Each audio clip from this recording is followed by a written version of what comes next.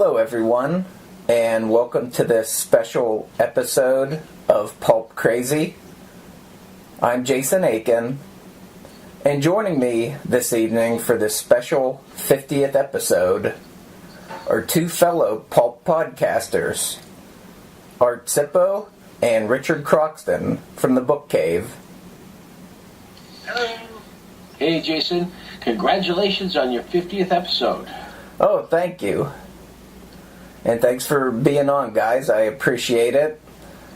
I have been really exposed to a lot of different pulps and different types of stories from listening to your podcast. And there'd be no Pulp Crazy without the Book Cave, so I wanted to have you two on to talk some pulps. Me. I guess to start out, I kind of wanted to pick your brains a little bit to see who your favorite pulp character is, and if you guys have a favorite pulp magazine. That's a toughie. Well, for me, it's pretty easy. My favorite pulp character is Doc Savage, by all means. He was the first pulp character that I really got into back in the 1960s, which is a little while ago, and he's remained my favorite ever since. It's just been he was a terrific concept character, and the ideas that were used in the Doc Savage character became very fruitful later on in the development of other characters. Not only in the pulps, but also in other genres. He influenced the development of some of the comic characters. Batman and Superman both owe a little nod to him. And, some of the other adventure characters, too. It's amazing when you take a poll among some of the writers. People like Michael Moorcock have admitted that Lester Dent's creations and Lester Dent's writing style were very influential on their own. It's really kind of an honor that this character who's 80 years old. We're in the 81st year of his publication. 81 years ago is when the first issue of Doc Savage magazine hit the streets in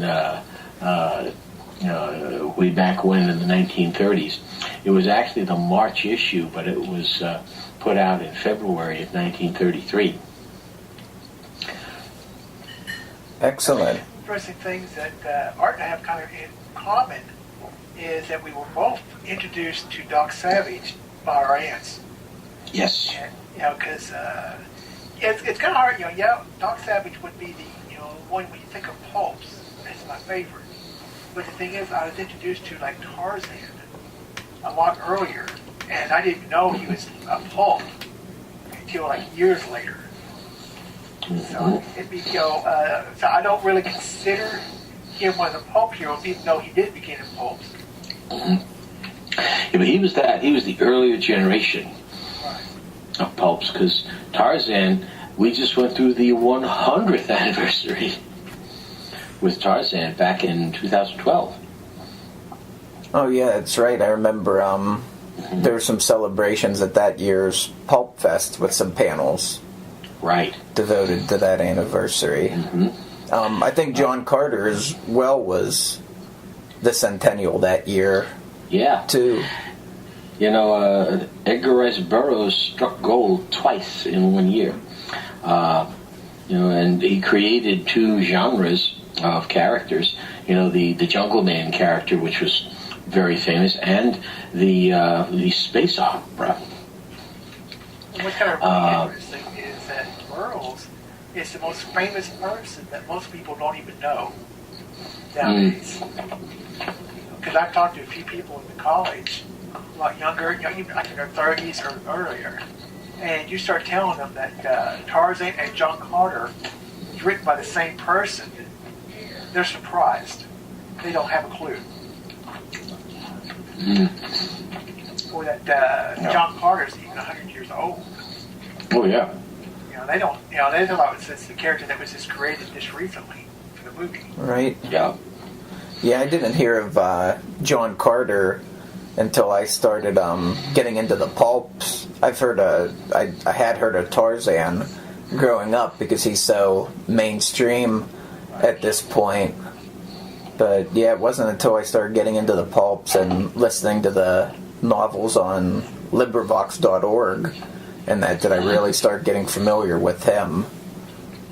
Yeah, and it's fascinating because back in the '60s when Tarzan was always in print, people kept him in print, and what a lot of people don't know is that the Tarzan stories, even though they were kept continuously in print through the 50s and 60s, they were constantly being revised because the original Tarzan stories back in 1912 had a number of errors in them. They had tigers in the jungles of Africa, when of course tigers only exist over in Asia, specifically in the Indian subcontinent. So that had to be revised. Plus, there was an awful lot of what we would consider to be unacceptable racist dialogue in the original Tarzan stories that had to be cleaned up a bit. So the versions that we all grew up with reading were expurgated and cleaned up and improved. Probably there were 7 or 8 versions that finally came down to us. Wow. When I cut my teeth in the first Tarzan novel, probably we're talking 1968, when I actually read it. It was a very highly polished novel over a period of many decades, and it was kind of funny because I read that just before Philip Jose Farmer published his pastiche, A Feast Unknown. So it was within several months of that. So I was actually just familiar with the Tarzan story, and that prepared me to better appreciate the story that Farmer was telling in his pastiche. Oh, I bet.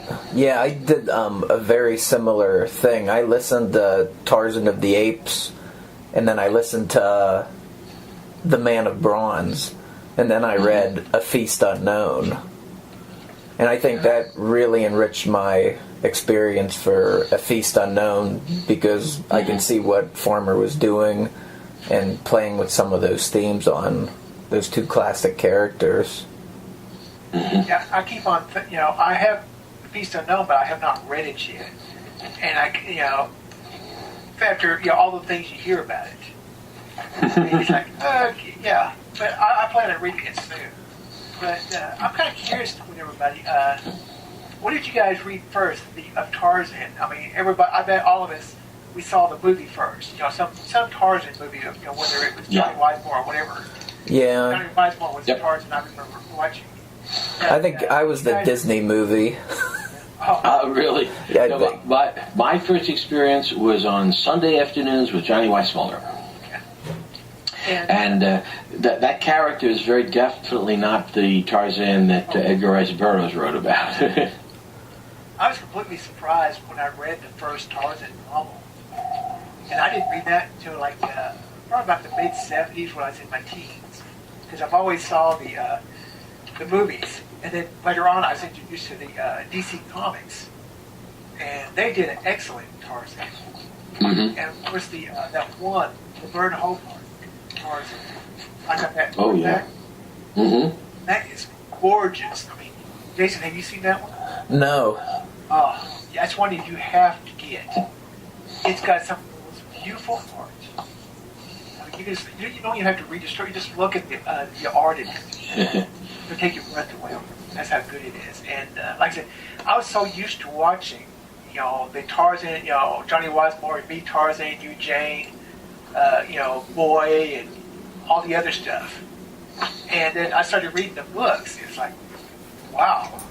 I thought the movies was great, but the books just knocked it out of the ballpark. Oh, yeah. I was really impressed with Tarzan of the Apes especially. Is a really good book. And it works well, too, as if you read it the return of Tarzan right after that. It makes for a nice 2-part story that way too. Oh yeah, you have to read, Tarzan of the Apes and Return to Tarzan. You have to read both of them to really get the closure on the story. Book the Month Club put them together. About 20 years ago, they had them bound together, and that really made a big difference. But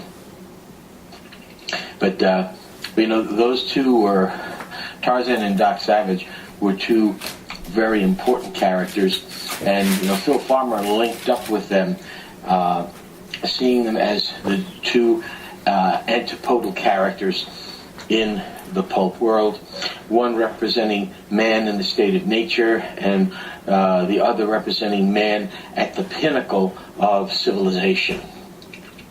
And this was his peculiar thing in A Feast Unknown. He was trying to play off those two ideas of what is more realistic for man, what is the more idealized character. And if you read A Feast Unknown, you can tell that Phil kind of liked man in the state of nature much more than man as a civilized being. Oh yeah, definitely. I especially think that's true since he chose kind of the Lord Grunneth character to be his point of view for that novel. He later did one for both of them in Lord of the Trees and then The Mad Goblin. Now those I read. I got those too. The Ace Double. But I'm kind of curious if we're talking about Tarzan and all. Who all read the Tarzan series from the was it the 60s or early 70s? You mean the unauthorized? Right, the unauthorized. Right. Oh yeah. The ones that were kind of copies. Yeah, I read those right there, and I remember I keep on teasing Tom Johnson about it. About he started reading it, and he got to the point where the elephant wanted to do the bull wave cry, and look went flying across the room. Yeah. Yeah. Hang on, guys. I got to grab a call here. I'll be back in a minute. Okay. I've always been a huge Tarzan fan. Dr. Sippo. And, I'm kind of curious. I mean, how many different copies of Tarzan series do you have, Jason? I just have the original Edgar Rice Burroughs books. I mean, very good. You have with them once a day, 75 milligrams. Tarzan of Art, Tarzan at Ace. Thanks very much. Had like different covers, different companies or stuff like that. Okay, guys, I'm back. Okay.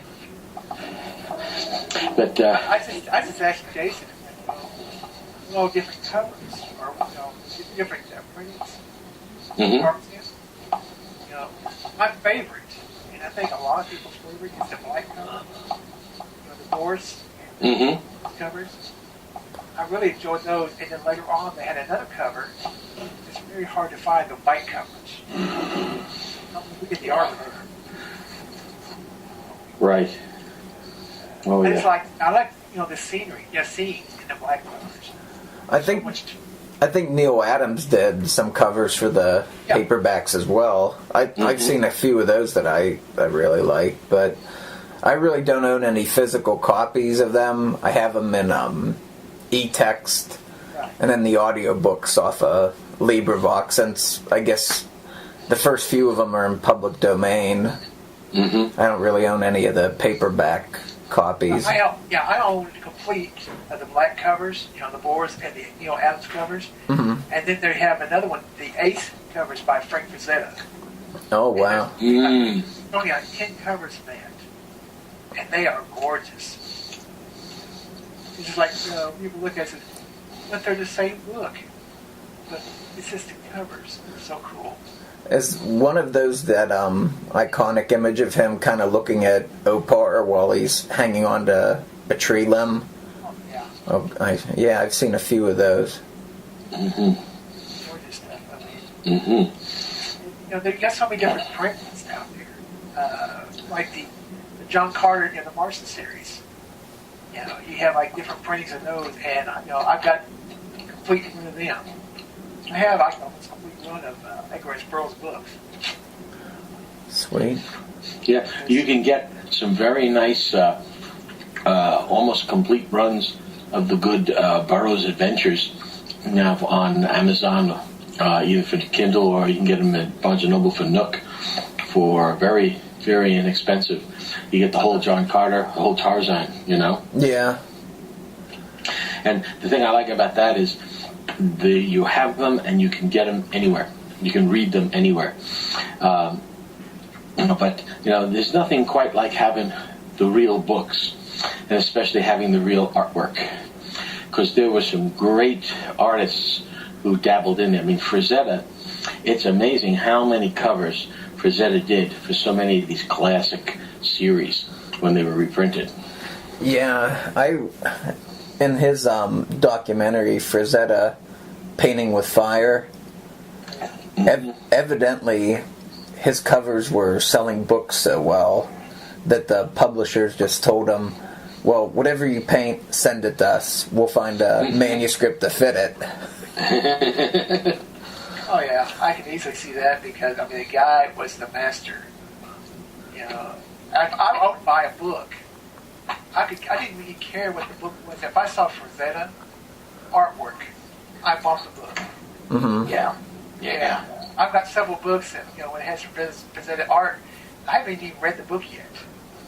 And I couldn't even tell you what the book title was on some of them. Mm-hmm. Just because, Frazetta artwork. Okay, I'm grabbing that one. That's a reasonable price.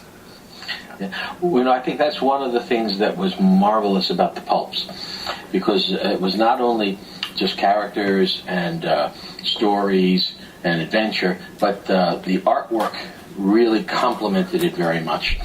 And even in the new pulp stuff that's being written now, there's a very conscious effort on the part of the publishers to get good artwork, even interior artwork. That was something that was also rather complimentary in the old pulps.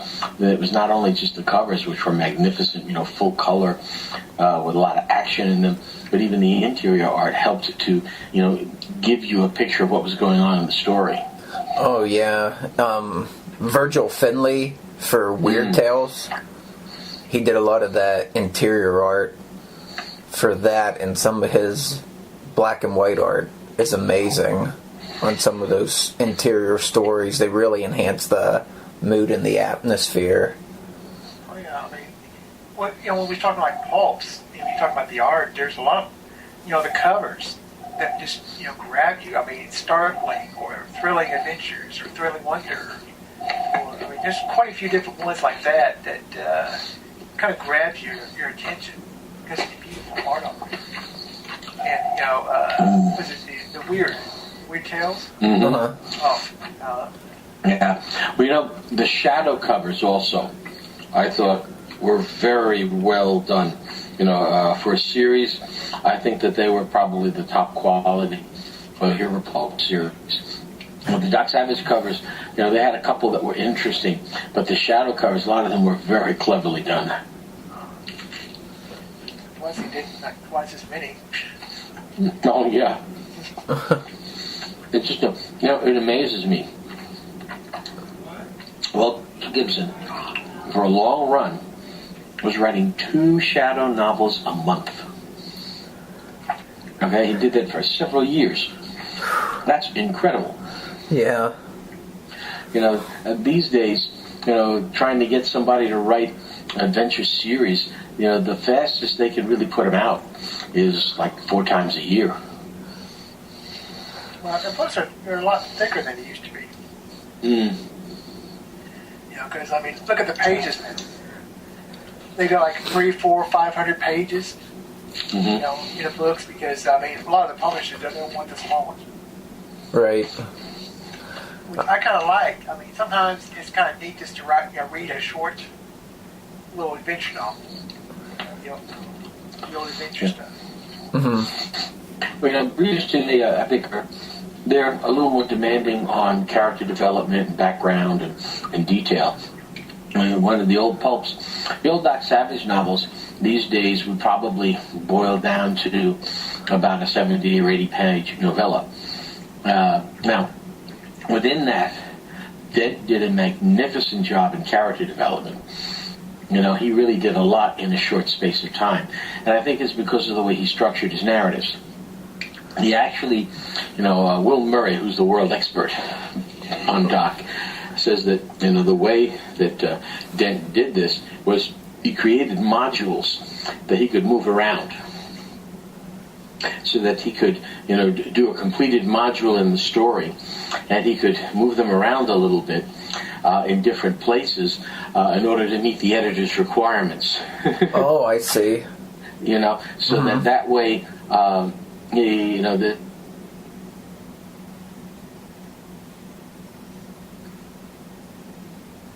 Tell him we lost Art. Yeah. Yeah, well, he's probably still going, not knowing it. Yeah. But, when you say about all the different pulps and stuff, well, I guess Art's gone now.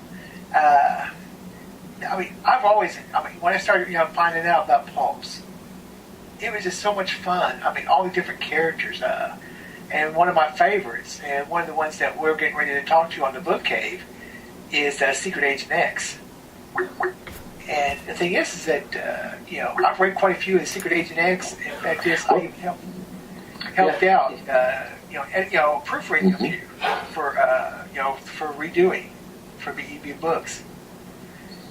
And Art, we talked about the Secret Agent X. Oh yeah. That was like I said, that was one of my favorites. It's one of those things that just because we're getting ready to do a recording for the book cave on that. Oh, on a new Secret X story, or yeah. Oh, cool.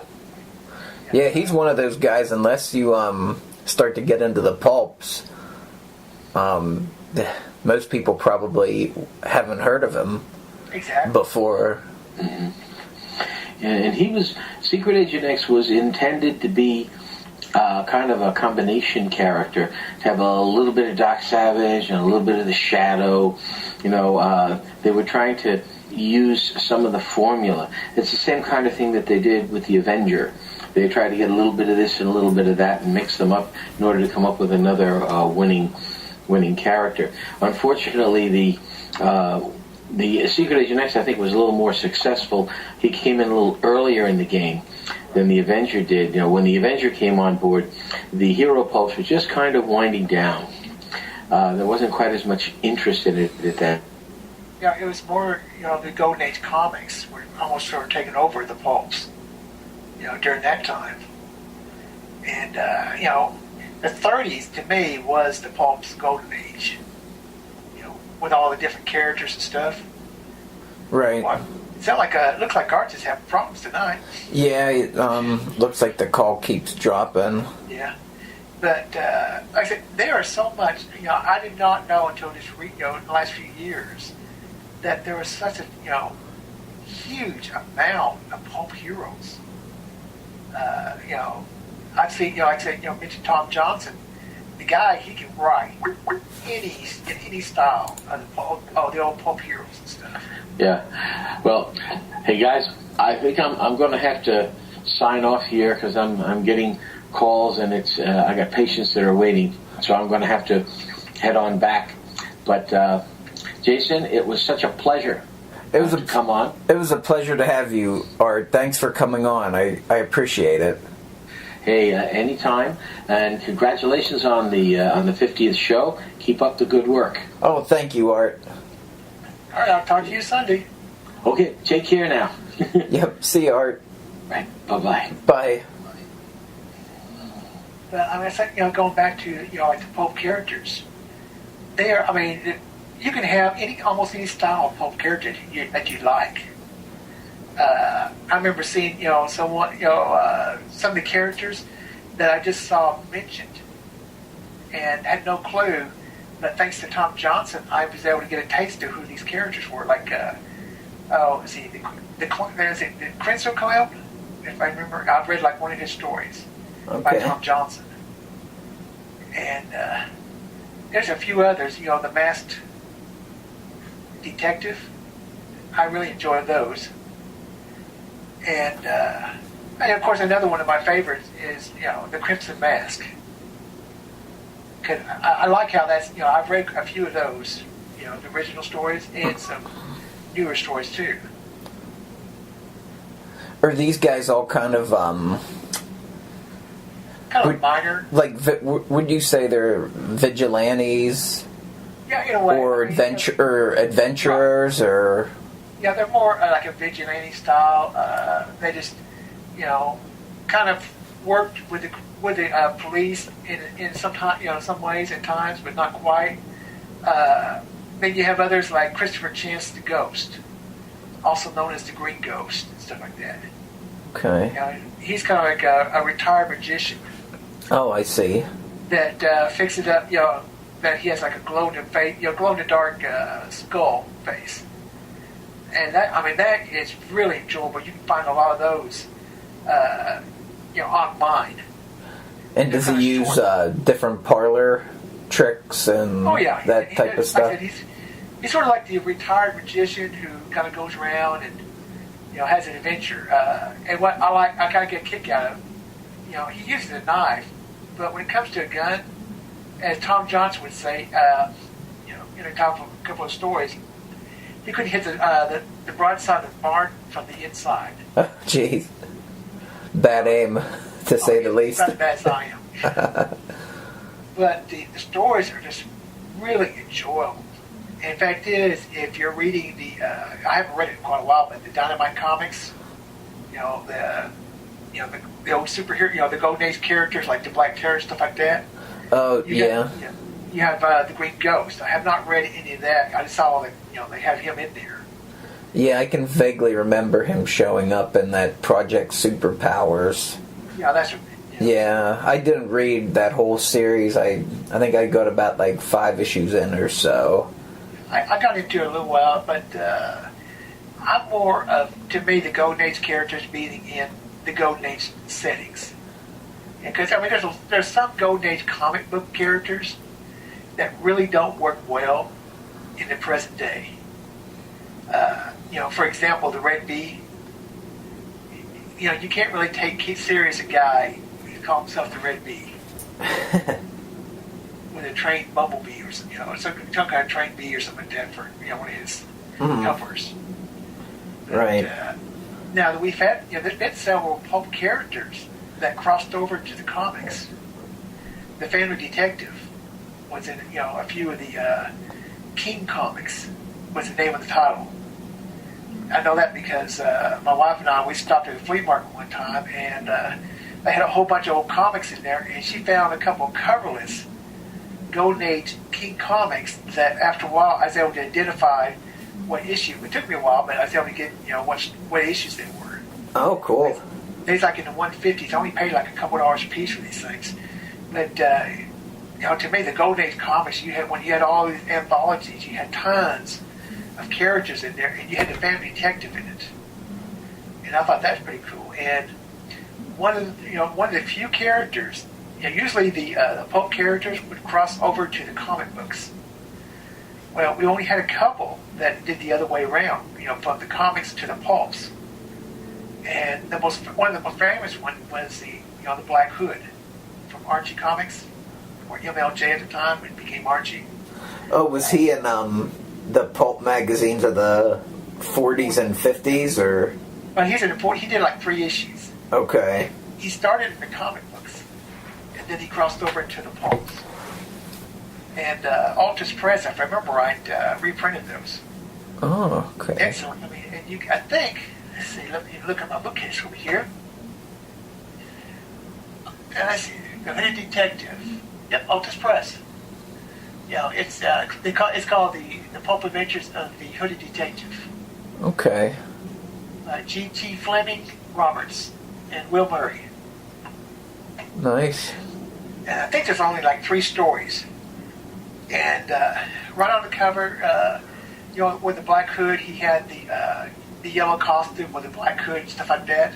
Mm-hmm. That's how they have him in the pulps. And I thought, he fit. A lot of the costume, comic book characters really don't fit that well into a pulp setting because they go a little bit overboard. Right. Yeah. He's one that, I thought fit pretty well. Oh, cool.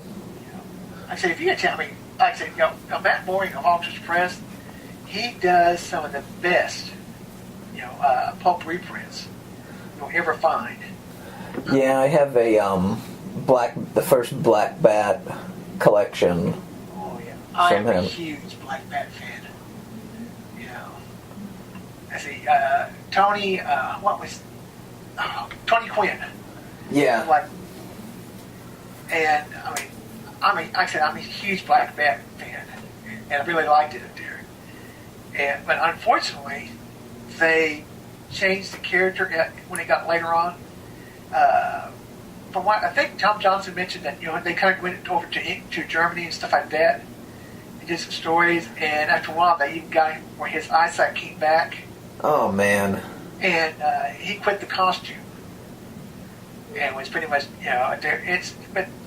so Tom Johnson was able to show us a story in that style too. But that's one of the things I like. In fact, his art, Art Sippo, has done a pulp character himself. It's funny you should mention that because that's a book I'm currently reading right now, Sunco. Right. Yep. Yeah, I just I started reading that actually this past weekend. Oh, fantastic! I remember a few years before I started Book Cave, I was on online and I saw I got this one guy who shared a bunch of covers. He's from Germany, and one of them was the Sunco series. He shared the covers from the pulps, and then later on the covers from the 60s, 70s paperbacks. And unfortunately, none of these have been translated. But from what he told me, that the older ones weren't really that well done. They weren't as good as what you'd like to have. Mm-hmm. In a way, racist at times and stuff like that. But when I saw the later versions, I thought they really looked cool. And when Art started writing his own stories on that, I thought that's great. Now, if we did get Art to start writing more. Oh, yeah, I'm on the second episode of the Origin trilogy. Right.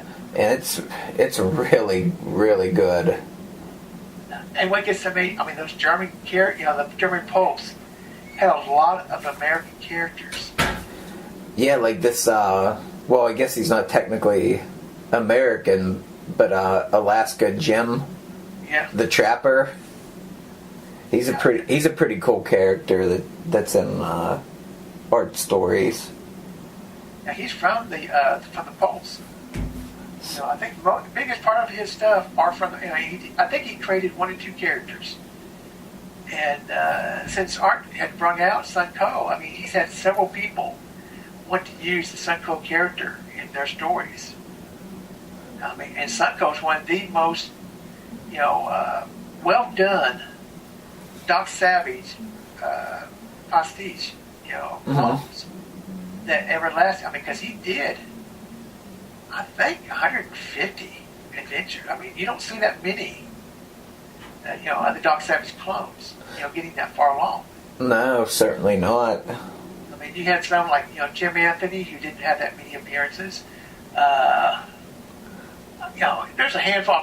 Captain Hazard, he only had 1 book, I think, right? Yeah, until Airship 27 took over. Mm-hmm. And Ron Fortier, started doing it. Ron does excellent. I keep on saying all the time. Every time I see his name on there, I know. Or the imprint of Airship 27, I know it's going to be good. Right. I don't have to. I just, I think a lot of people, agree with me. You see that, certain imprints on there, you're going to enjoy this stuff. Oh, definitely. Yeah, I'd be really curious to read his take on that first Captain Hazard novel, because from what it sounds like, he really polished it up. Oh, he did. Because there was a lot of inconsistencies within it. Like, I guess characters' names were changing all of a sudden and stuff like that, and I guess he cleaned it up a lot. And then I guess he's continuing the series. How many has he written since then? I don't know. I mean, he's written a handful that I know. Yeah, I want to say at least, 3 or 4, I was thinking. Right. It's what gets to me. You get some of these characters that have really good, good idea, good characters. That you're like, wow, this is really fantastic, but they didn't go anywhere. I mean, they just did like one appearance or something. And like I said, I've read quite a few, and I started reading out there, and I was like, man, this is really great. I want to see what the next one is. Well, there never was a next one. And, I couldn't even tell you how many different pulp characters there were. I mean, Tom Johnson did a book not too long ago where he talked about the new pulp characters. And even, with the new pulp characters, and there's a ton of them out there. Tom, and the thing is that if you're a fan of the old pulp stuff, Tom and Ginger Johnson, they've done, I forget how many he said, quite a few adaptions of the different pulp characters. Tom did it, and quite a few others, in their imprints of Fading Shadows. Mm-hmm. And, didn't they do a pulp fanzine as well? Yeah. Oh, yeah. It is excellent. Because way before I even met Tom and Ginger online, when I was up in Kansas City, I went to one comic shop, and I was looking at their magazine, and I saw something called Echoes, about for pulps and stuff, and I thought, okay, this kind of looks neat. Let me grab a handful. And, they're reasonably priced. I grabbed all I could find there. And I've read those things, and it's like, wow. And the thing is, there's only around 100, over 100 of them altogether. I think exactly when they stopped printing them, and they went on, to a, online version and stuff like that. But not too long ago, they did their 30th anniversary issue. The version of that. And like I say, Tom Johnson's one of the guys that he's been on the book. I think he's been on the book cave the most of anybody. For some reason, him and Ginger are two of the most enjoyable people you ever want to chat with, and they have got some great books out there. And the thing is that Tom, I keep on teasing Tom about how he keeps on wanting to retire, and every time he retires, he comes back. The guy. He's one of these people who can write in any style of the old pulp writers. Mm-hmm. And it's a great way to find out, when he does some of his stuff. Where you want to kind of curious about a pulp character, and Tom Johnson writes a story, kind of continues a story in there, and he uses the writing style of the original writer of that character. And it's a great way to find out, do you want to read more about that character? Because, not every character has been reprinted. There are a ton out there that maybe appeared a handful of times, and, can you afford to spend $30 or $40 on an issue and taking a chance? Yeah. Mm-hmm. I don't know about you. I don't have that extra money right now. Yeah. I also see that he's done some nonfiction companion guides for Altus Press. I think I saw one on the Blackback Companion, and I want to say he did a Secret Agent X companion too. Oh yeah. Now the thing is, if you're a Secret Agent X fan, then you'll also enjoy the Phantom Detective. Now, I've been told by other people they kind of consider the Phantom Detective, they don't rank him as high as the Secret Agent X. But still, he's an enjoyable character. I see. Have you read any of the Phantom Detectives yourself? No, I haven't. I've seen him appear maybe in a couple comics. He's the dude with the domino mask and the top hat. Right. Okay.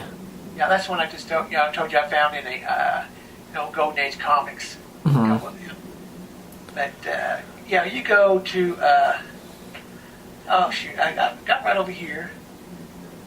Oh, also the Green Llama too, great character. But I'm kicking myself now for not getting the company. If I just pull out his book here. Oh, High Adventures. High Adventures has done quite a few of the Family Detectives. If you want to read any of those. Okay. Yeah, I'd really like to do an episode here on a Pulp Hero, because I haven't done a Pulp Hero episode in a while. I think the last one I did was The Avenger. Okay. And yeah, I'm definitely due to do another Pulp Hero episode. There are so many great ones. I mean, you would have, I would say, if you want to kind of rank them, your top tier, of course, is Shadow and Doc Savage. And you might have a couple others to go with that. I mean, if you're just talking about the hero pulps. Right. Along with a Spider. Oh, yeah. I have a couple reprints of the Spider that Girasol Collectibles did. And that's nice to have. Yeah, the cool thing was, I forget which Pulp Fest. I got them at Pulp Fest. They were on the freebie table. Gee. For a couple of them, yeah. You're kidding. At Girasol for free? Yep. Let me see if I have them. It was at least $25 or more. Yeah. But yeah, they're in my office, but I think, yeah, so I might try to read one of those. I hear he's more of a more aggressive version, to put it mildly, of the Shadow. Well, the Spider is a little bit, let's see now, how can we phrase it? Cuckoo for Cocoa Puffs? Okay. A little bit, it's like, when you say cast of thousands, that's how many people he usually gets rid of. Oh, really? I mean, well, I'm just I'm going a little bit overboard on that, but he goes, I mean, he had quite a few books in the series, and I got, in fact is, if you find them, they had the paperbacks. They did several different ones. I have right here in my hand the Carol and Graph. There's like 8 books, and each one has a couple stories in it. And they're really nice. And like I said, then you have they did quite a few different reprints in paperback.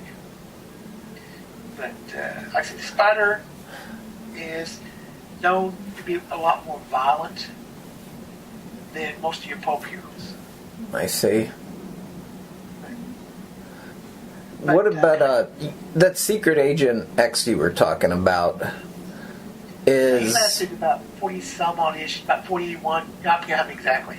Okay. Is he more, I guess I heard it said that him and the Avenger are both combinations of the Shadow and Doc Savage, but one kind of leans more towards Doc Savage and the other leads more towards the Shadow. Is that accurate? I would have to say both of them are more like the Avenger, because the Shadow is willing to kill. Both of these guys are not into the killing part. Okay. The Avenger, but the Avenger is more known. Secret Agent X is very secretive. I see. Because nobody's ever, one or two people at the most have seen his real face. Okay, so he's more mysterious and he's not as much of a public figure. Oh yeah, I mean, there's people kind of know about him, but... Okay. So I guess he would be more like the Shadow. I guess you could say more in that way. Yeah. Because he's one that doesn't want to go and, he's not into the killing part. The Avenger, as you know, his face, in the early books, his face was paralyzed. Right. And, ash white, all his hair and everything. Now, I've got the complete run of the paperbacks. And they also reprint, when they, later on, Ron Goulart had wrote quite a few too. And they decided to bring back your face, so he's no longer, paralyzed in the face, and bring his hair back to black instead of being white. But, the Avenger, I thought was really great stuff. And Uvula Audio did about 2 or 3 of their audio books on the Avenger. Yeah, I listened to the first 2. Oh, I haven't started the third one yet, but yeah, they were really good. When I go on a lunch break and I go for a walk, I just listen to those on my lunch break and really enjoy them. The thing is that, the Avenger, you just don't go read any way you want to. You need to read those in order. Right. They kind of flow that way better. Just got some of the early Doc Savage, even though nobody's ever reprinted the Doc Savage in order, it's really better if you can read them in order, because you can see the character, the character growth. And along with the shadow too. I see. Yeah, that's the one. Him and the Spider, I guess, would be like the 2 best known pulp characters that I haven't done an episode on. Because I haven't read any of the Shadow stories or Spider stories. Yeah, the Shadow is really. Art would probably agree with they're real enjoyable. I usually write I'm not, if you get the ones before the the Nostalgia Adventure series, that Anthony Tolan is doing. The Shadow and Doc Savage issues. The Shadow is one of the few that was never reprinted that much. He's got a good handful of books, maybe 10% was reprinted before Anthony Tolan started reprinting them. Oh, man. Because there's over 300 books in the Shadow series. Wow. Now, Doc Savage, I have almost a complete run on the paperbacks. And there's 181 stories in Doc Savage. Oh, man. I didn't realize there was that big of a gap between the 2 of them. It's like Art was saying earlier that,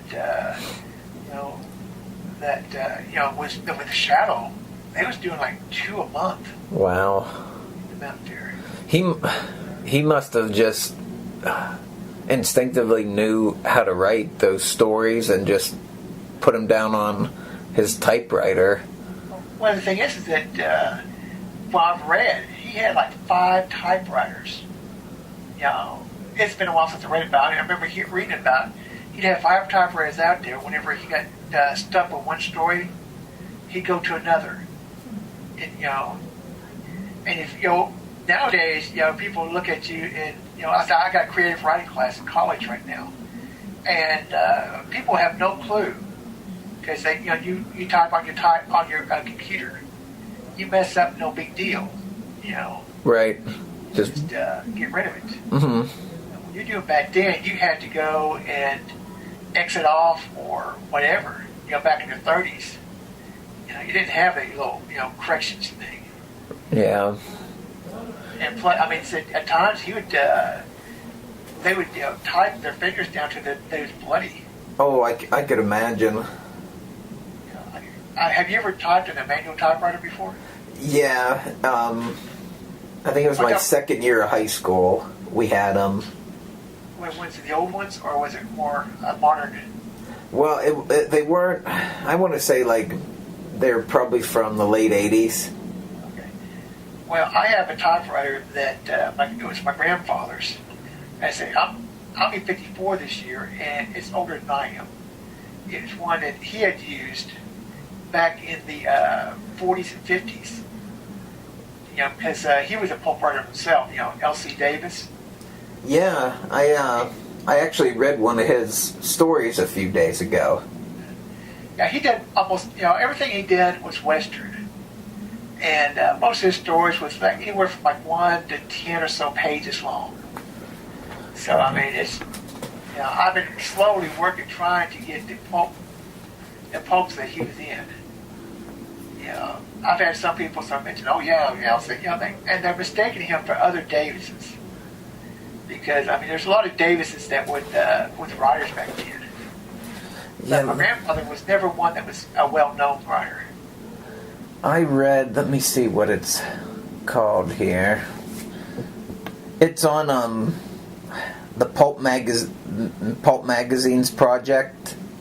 Okay. There's an issue on there that's a scan. Let me see if I could pull it up here. You might need to send me that link to that place. Yeah, it's a scan of the 10-story Western magazine. Okay. And this story is called Buckskin Lobo. Okay. And it's by L.C. Davis. Right. And it's a non-fiction piece. Oh, yeah. It's probably no more than a couple pages. Yeah, it's a couple pages, but there is a illustration that goes along with it. And it's about a guy named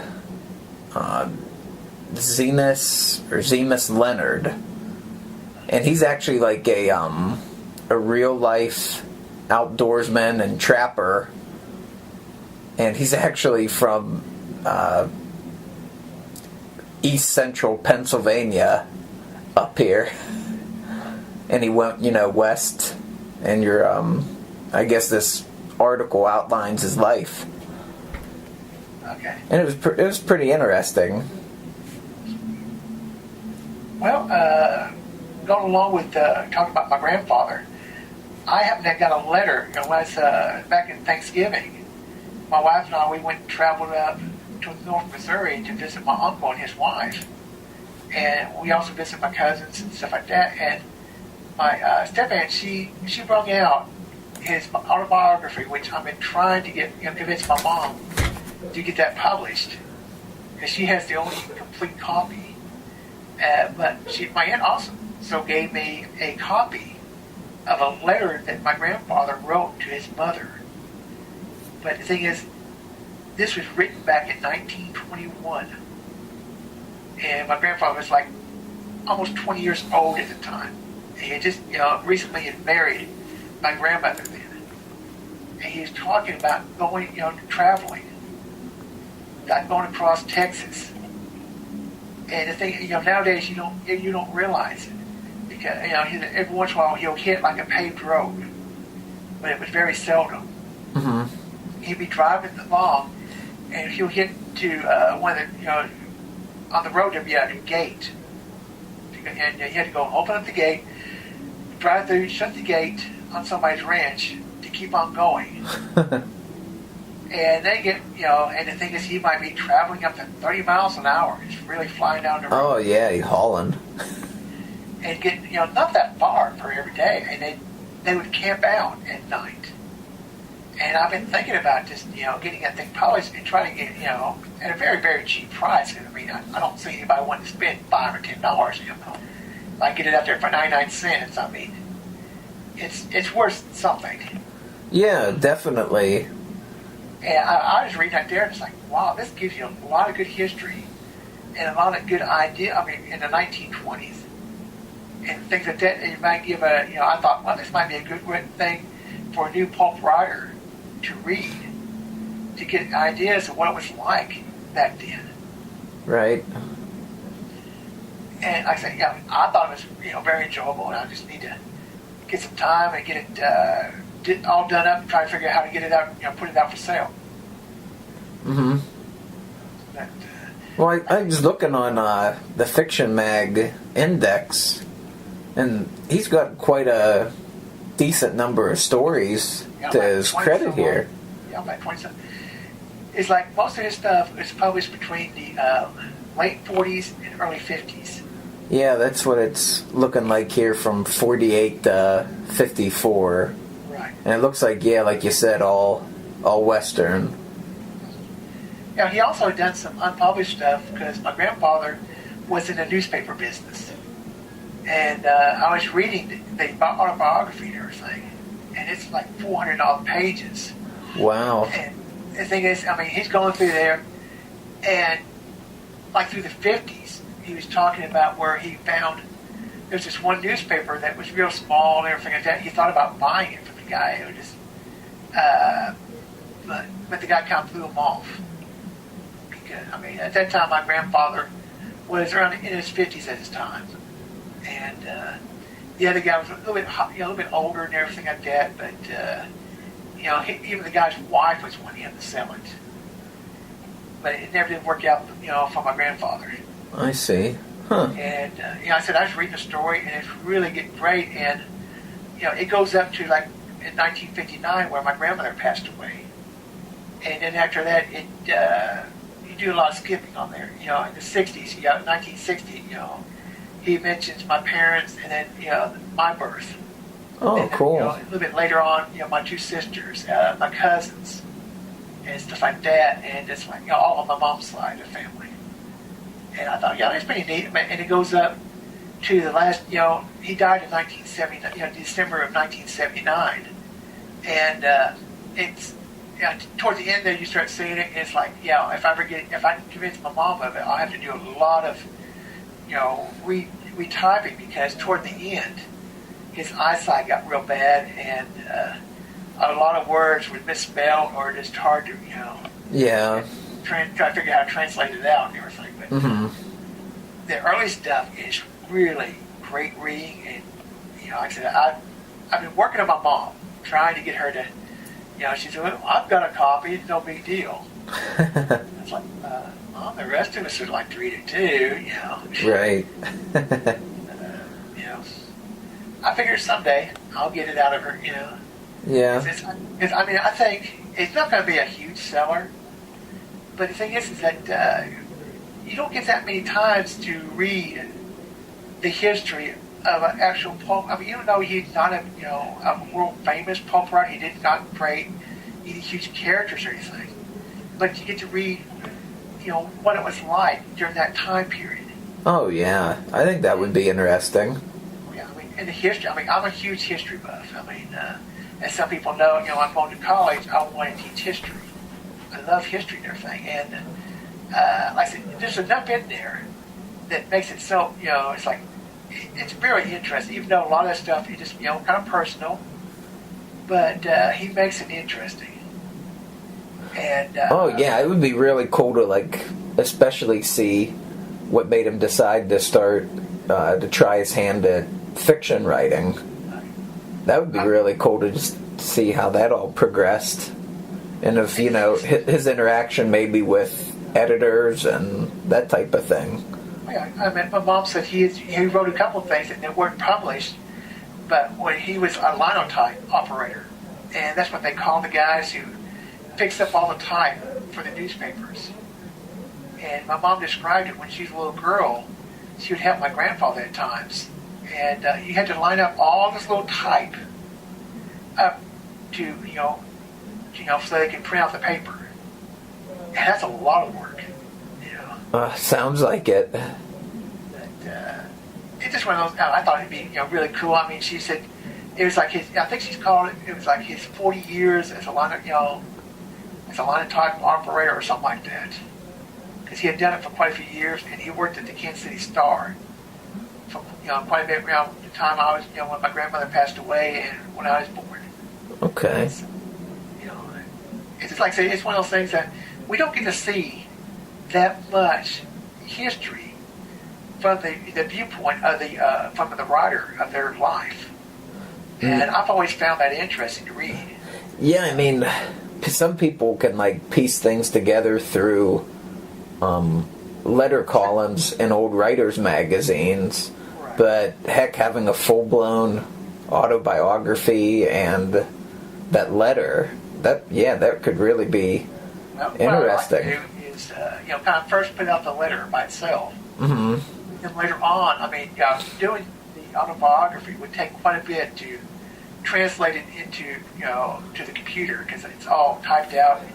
And at the end, I think it's handwritten. Oh, yeah.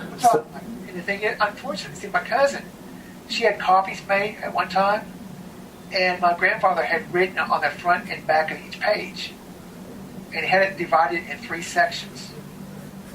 Now, there's 3 copies, I think, 3 or 4 copies out there. And the thing is, that you think, well, Rick, why don't you get one of the copies from your cousins or your uncle? yeah, I could do that, but the first two sections, the early parts, those are complete. Because when my cousin said she wanted to have it done in the same, in the same way he had done it, just, keep it the same way when she went to a printer. And she did correct a couple of things. My grandfather got my birth date off. He put me down for, I say, how did he say, how did he phrase it? Big George and Effie had a son born on May 27th, 1960. Well, my birthday is May 28th. They called him Big George because my mom's first husband was named George too, and my dad was, he's a guy you didn't want to make mad. He wasn't big as in fat, he was big as in got some power to him. I see. She corrected a couple of little things like that. I remember when our grandmother had passed away, we had books, and we spent a lot of that night. My grandfather, my cousin, and I each had a section, and we'd be reading through it. And every so often, one of us would, find a section that was interesting, and we'd read it out loud. And it was like, I think we was up to about 3 or 4 o'clock that morning going through this stuff because it was so interesting. Oh, cool. Unfortunately, like I said, they have the first 2 sections complete. The third section, which he kind of takes up years later, after my grandmother passed away, and it was just like not too long after she passed away in the early 60s, he pretty much stopped writing. Then he brought it back up, and then he tried, in the third section, you can tell it's like later in his life. Like I said, he died in 79, so in the last year or so, he just sort of tried to bring it up to date. Unfortunately with that, they they reprinted it, front and back of the pages, but whoever did it never reprinted the back pages of the original. Oh, man. So all you have is the odd pages. So half of it's missing. Yeah. The person who has a full copy is my mom. Mm-hmm. That's going to be a toughie. Yeah. It's just like I said, I think it would be a great way. She's wondering, what can you make up? I said, well, I don't expect it to be a big seller. There'd just be a handful of people be interested in reading it. People who want to read about the pulp historians and people like ourselves. Mm-hmm. But, people that are into westerns. The western fans would find that interesting. Sure. Read, what it was like being a pulp writer, or what life was like at that time. Mm-hmm.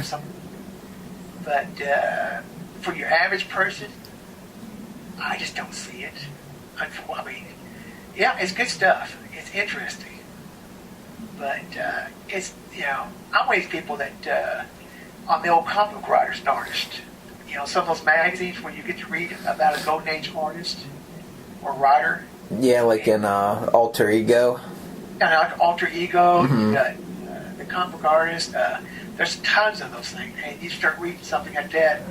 And I've said it many times, the pulp writers and the comic book artists and writers back then sometimes had more interesting lives than the characters they created. Mm-hmm.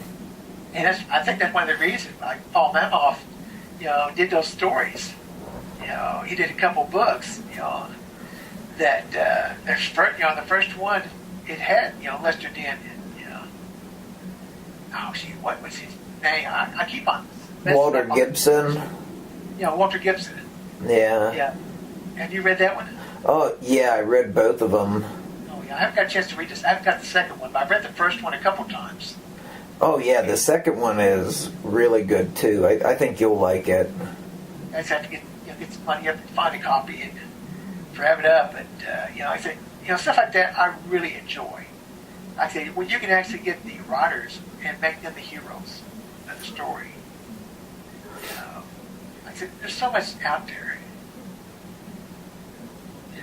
But the thing is that, kind of going back on the pulp stuff, there's so much pulp stuff out there that, that you can just keep on going and finding stuff, And, we got people right now that are reprinting the old stuff. And then we also got people out there who are taking from that, from the old pulp characters and stuff, and creating new stories. And then we also have there people who are, like saying, okay, we want to base our, our new characters back into pulp days. So I mean, I think right now, and Art said it a few times too, when we was on the book came with me, is right now I think it's a great time to be a pulp fan. Oh, sure. I mean, let's look at it. I mean, I'm almost twice your age, but the thing is that I was too late for the pulp stuff. I mean, I got like the reprints, the Tarzan and the Doc Savage and stuff like that in paperbacks. Mm-hmm. And then when you was born and stuff like that, a lot of stuff was almost forgotten. Oh yeah, for sure. I mean, most of the guys at your age, if you was to go and say, Tarzan, most people know. But the John Carter, if it wasn't for the movie, nobody would know. And if you was to tell them it's 100 years old, they would be surprised. Oh, sure. And well, a lot of people just associate pulp fiction with crime fiction now because of that movie. Yeah. When you say pulp, they automatically, think of Pulp Fiction. Yeah. And I haven't seen the movie, but, it's a difference. Yeah, well, evidently, from what I heard, he wanted to call that Tarantino. He wanted to call that movie Black Mask after the crime magazine. But I guess it's something. I guess he wasn't able to, so he went Pulp Fiction. But yeah, I'm just looking at like a couple books here that I'm thinking about. I'm going to do some episodes on. There's a lot of really cool, obscure stuff. Like, there's this one called, it's a Age of Aces book. It's called Coffin Kirk. It's about a guy who becomes a pilot and trains an ape to be his gunner. Oh, that sounds cool. Yeah, I picked that up at this past Pulp Fest, and I got another one here called Hobo Stories that I want to read. I think that could be pretty interesting, just as historical fiction. Right. Well, there's a couple other characters that we never got a chance to mention. Operator 5, Operator number 5. Oh yeah. Has like 40 odd issues. Mm-hmm. And also G8. He lasted over 100 issues. Yeah, but he was based in World War One. So I mean. Yeah, G8 and his Battle Aces. Oh yeah. Yeah. I got quite a few of them myself. Operator 5, I have it pretty close to complete, and I've been reading from the very beginning. And most people, when they read the Operator 5 series, they read that one, the purple, or purple, I forget what, Oh, the Purple Invasion? Yeah, the Purple Invasion. Yeah, that's the one arc I've heard of. It's one of the, but the thing is, that's farther down the road. I mean, I'm still in the first 10 books. I see. And, it's one of my major, the jokes that's going on is every single issue you read of Operator 5 so far that I've read is like, hey, Tim, before I send you out on this dangerous mission that will probably get you killed, let me show you a magic trick. And, he did some little magic trick for him and something like that. And it's like every single issue you got something like that. Or, oh, hey, Dad, even though you're retired because you got this bullet lodged next to your heart and you no longer can be an agent, being paid as a secret agent, I'm going to send you out on this really dangerous mission. And, hey, sis, because you look so much like me, I'm going to send you out, and it's like, yeah, you get to, all these people get to do all these secret, and like Tim is like this 14-year-old kid or so, might be a little bit older, but he's constantly getting sent out to, these secret, this there, and it's like, oh yes, whenever he becomes old enough, he can become an official Secret Service agent. And I think, yeah, that poor kid is getting sent out more times, probably got more missions. than most actual official agents. I mean, but it's a fun read. I mean, it's why I'm gonna say right now, the biggest majority of your pulp heroes, and I don't want to make it sound like it's bad, but if you read them as they were back then, now if they was being published right now, without people thinking it's you're reprinting of something old, it probably wouldn't sell as well. If you just somebody say, hey, I'm going to write Operator Firewall, I'm going to call him Secret Agent 7 or something like that. Mm-hmm. It may not grab the people, but if you're saying, I'm reprinting the Operator number 5 series, then it would, because a lot of stuff it's dated at times, but still, I really enjoy reading it. Oh yeah. Well, I wasn't expecting a whole lot from the first Tarzan book. Oh yeah. At all, and I was completely blown away about just with how good it was. Art was mentioning that it's been polished since the original Pulp days, but still, it is a great novel. Have you read the original version? No, I have not read the original.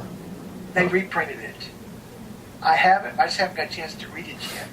Is that where it's tigers? Yeah. Okay. Everything. As far as I know, it's where it originally came out. And it even looks like a pulp magazine in a way.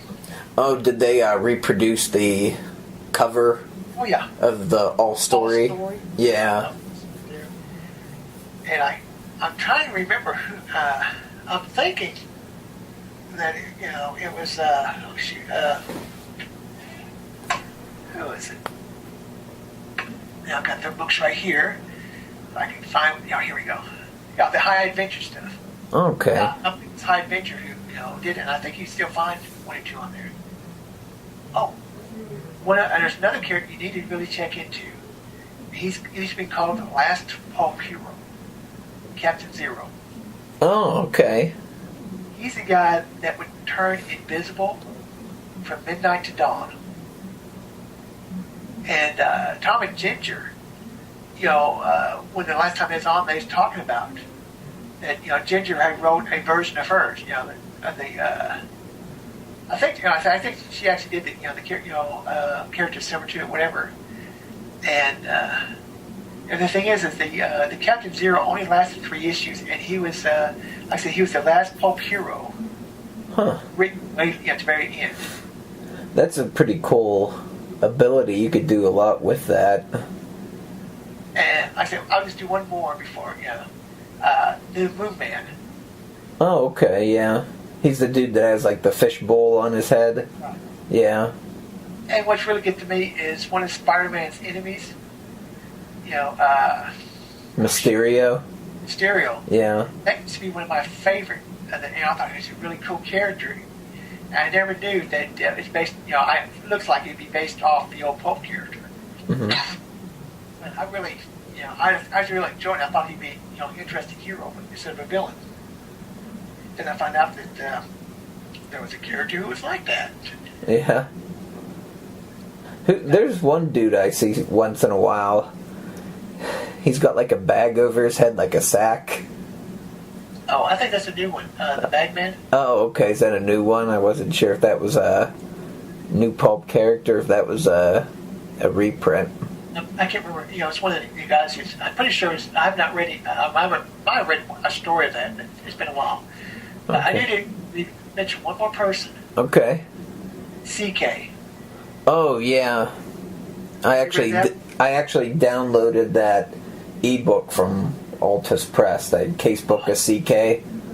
Yeah, I'm going to tell you right now, for anybody who has not bought or read it, that's one of Art and I's highest recommendations, because this is the precursor of The Avenger, written by Paul Ernst. I'm looking at the spine of the book right now, and Art and I, we just kind of blown away by how fantastic. I mean, this is a guy whose face is always hidden. He had some kind of mask all the time.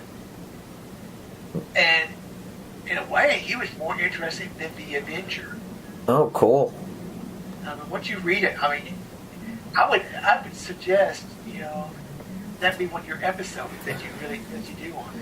Yeah, I'll definitely follow up on that. Right now, when you start on that, you better make sure you have some nice free time, because when you start reading that book, you will not want to put it down. Oh, good. That's how it is. Yeah, and I love Paul Ernst's writing. I've done a couple episodes on some short stories he's done.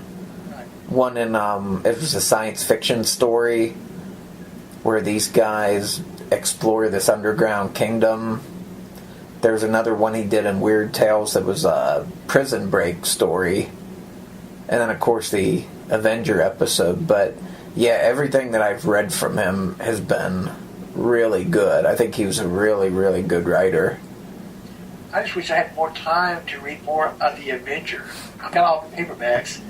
And Jeff Dysher, who's been on the show a few times, he's wrote a couple of Avenger stories. And I would love to see Jeff Dysher do the Avenger series, like Will Murray's doing the Doc Savage. Oh, yeah, that would be really cool. Because, Jeff, I have not seen anybody who can do the Avenger as well as he does. I have not read any of the those short stories that's been out there lately. Uh-huh. I would love to see Jeff taking series and just doing a complete, just doing a regular series, novels. Yeah. Because I say that, he's got the character down pat.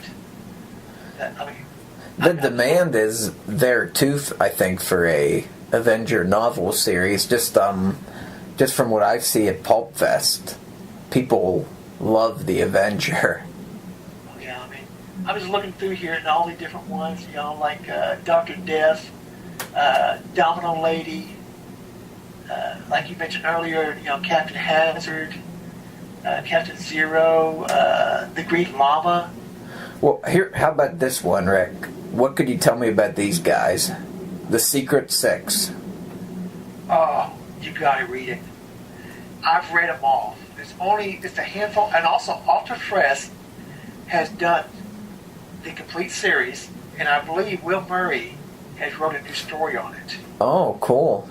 Now, there's been a few different Secret Six, I remember the original, when I first saw Secret Six was in the comics from the 1960s, DC Comics. Yeah. And then later on, they did another Secret Six in the Action Comics Weekly. They had another version of the Secret Six. And then later on, you have the villains being a Secret Six. Yeah, that's the ones that I know of. Deadshot. Right. And then later on, I guess, Catman. Well, Catman and Deadshot was part of the Secret Six and stuff. And Gail Simone had written. Yeah. When it comes to comics, she is one of the best. Yeah, I really like that Secret Six series by her. If you get a chance to read the Secret Six, get a hold of the Altus Press version. I was reading the original stuff because I was able to get the reprints that was coming out at the time.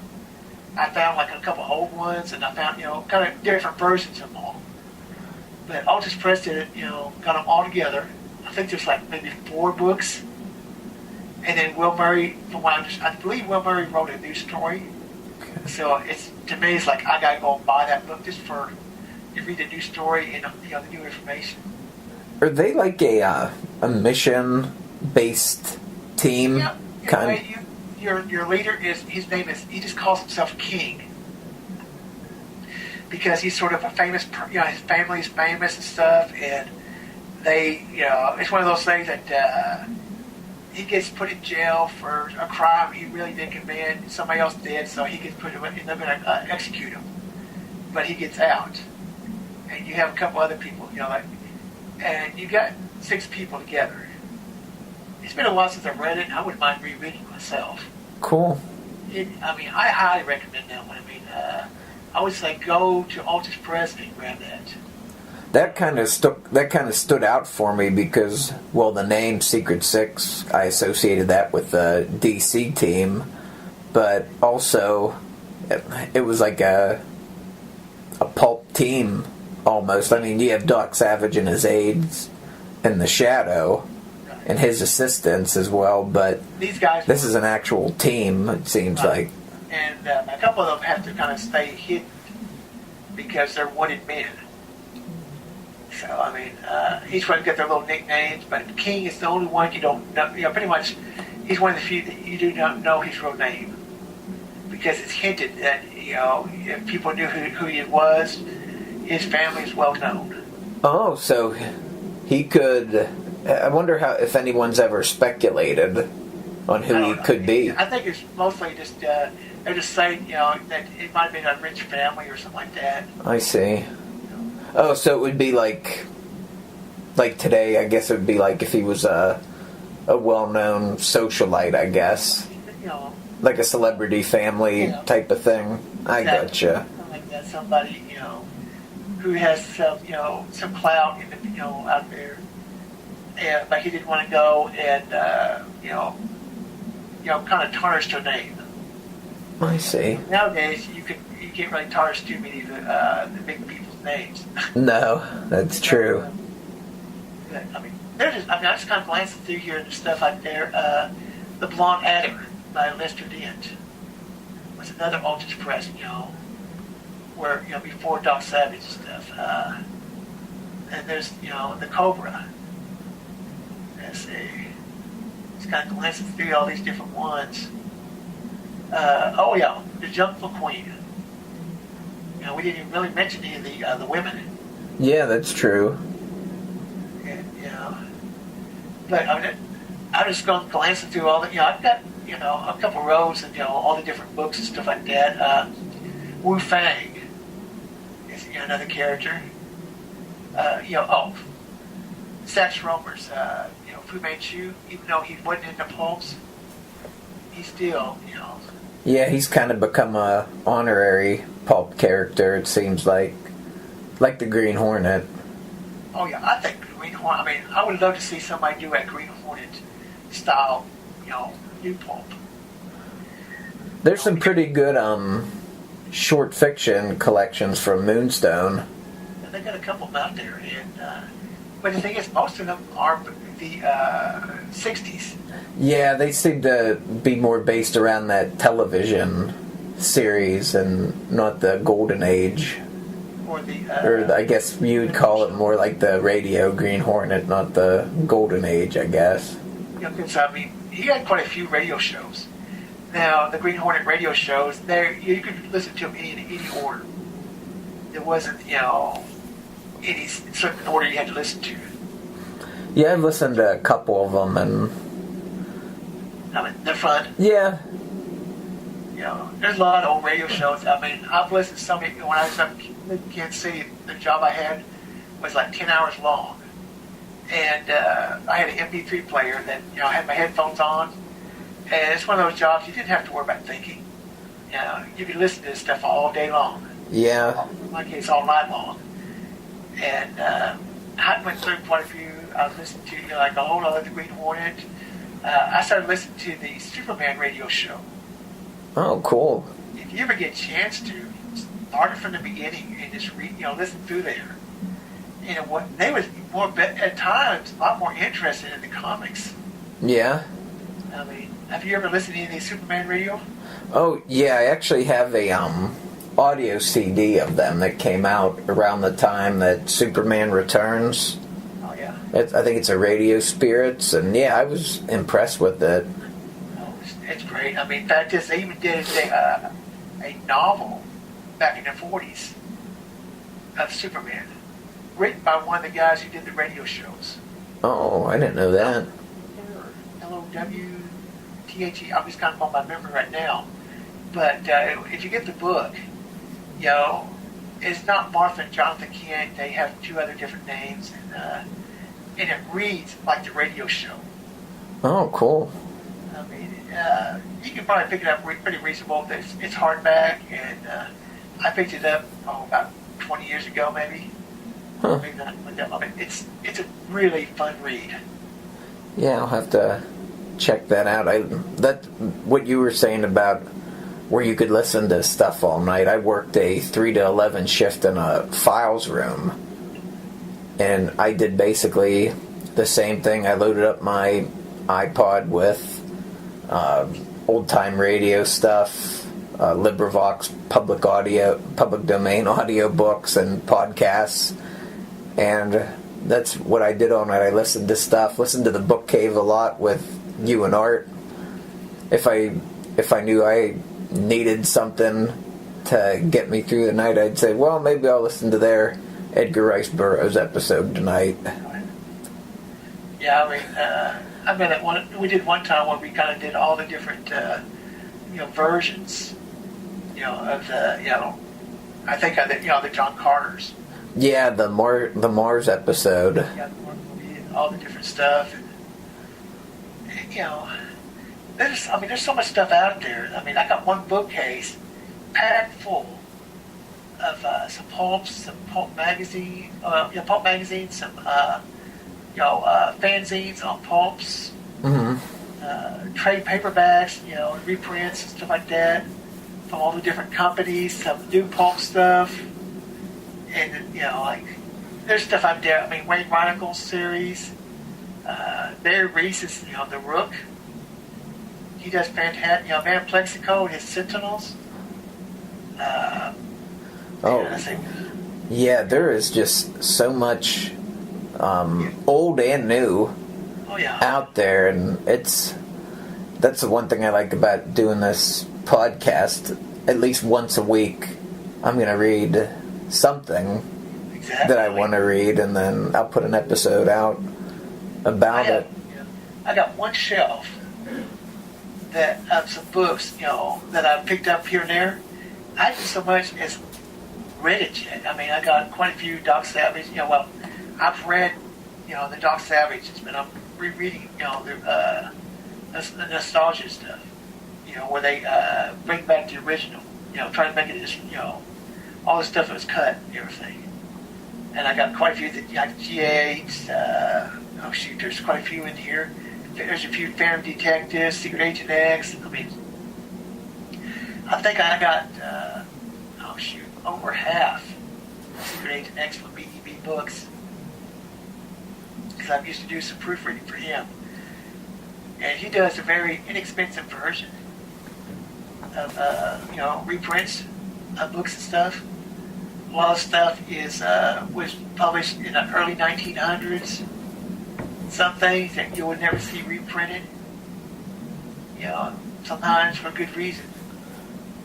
Some with the greatest in the world. But, yeah, that's what I like about these guys that are doing the reprints in any capacity, because if you want to read this stuff, you'd have to track down the original pulps for some of them. And that's easier said than done. I mean, with eBay, it helps a little bit. Yeah. But the thing is, I'm trying to read some of these old pulps. You're almost afraid to even crack open the cover. Yeah. Disintegrate in your hand. Oh, yeah. I mean, I don't really collect the pulp magazines themselves, but I did buy an issue of Weird Tales from the late 40s, just because that's my favorite pulp magazine, so I wanted to buy it. And I do want to read it, but at the same time, I'm a little apprehensive. And that's only from the late 40s. Like, reading some of this stuff from the 20s and 30s and before that would be... You'd have to be really careful, I would think. Yeah, I don't have that many pulp. I've got maybe about 100 issues or so. Whoa. And we're not talking, I got like one or two Doc Savage and, one or two of The Shadow. Most of them are the, either the science fiction or detectives and stuff like that. But I can't afford the real. I mean, they're just reading copies. Yeah. Things that I picked up for a few dollars. Right. Or I was having to pick up a big old collection. Somebody had a big old collection that they and it's like, hey, these aren't take regular. I can't like. It's like, yeah, and I was able to pick them up.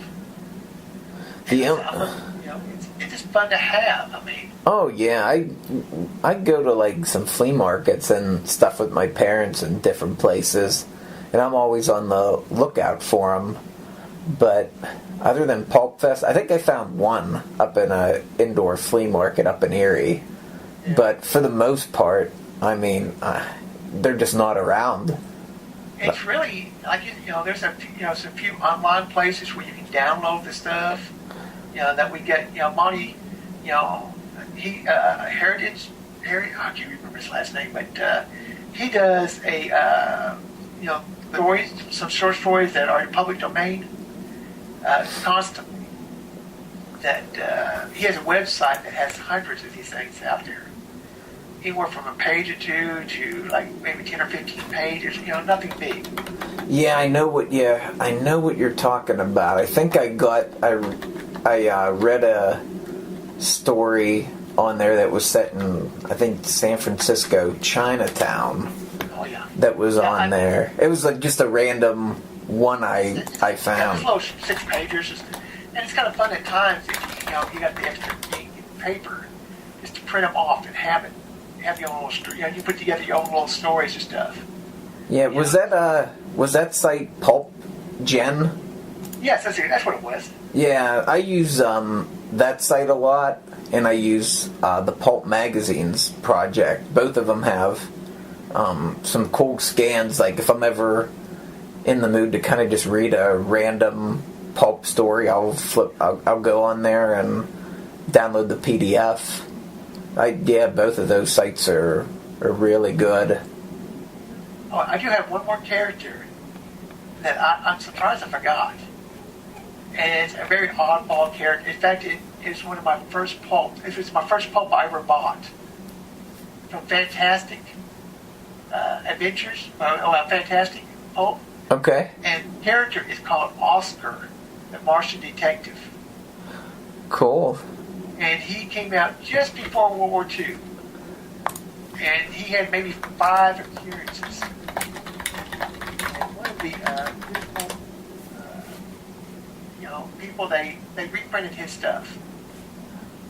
I'm trying to, Oscar, Detective of Mars series from 1940 and 1942. 1940 to 1942, it looks like. Yeah, and I think one of them has an Edgar Rice Burroughs story. So that would be you could pretty much pick them for like $5. The issues, because I mean the first one and you don't have to really buy it in order, because I just bought one that just sort of caught my attention. Oscar, let's see if I can find it. Let's see, Fantastic Adventures. I bet it's here. I even have a Masked Rider Western. Oh, cool. Yeah. Oscar and the Talking Totem. And it's an April 1942. Big old thick one. Okay, from Fantastic Adventures. Yeah. Okay, yeah. You can get them for like $5 to $10, except for the one with Edgar Rice Burroughs. That will cost you. Oh, is there a Edgar Rice Burroughs story in one of those magazines? Oh yeah. Oh, that usually drives the prices up. Yeah. Yeah. Now, Fantastic. I mean, these stuff here. There's one. It's called the Masked Rider Western. If you're a Lone Ranger fan, the Masked Rider is. Think of it. The Masked Rider is the Lone Ranger. Yeah, I think his Indian companion was Blue Eagle or something like that. Okay. The Lone Ranger only lasted, I believe, 8 issues in the pulps. But the Masked Rider was like 100 issues. Oh, wow.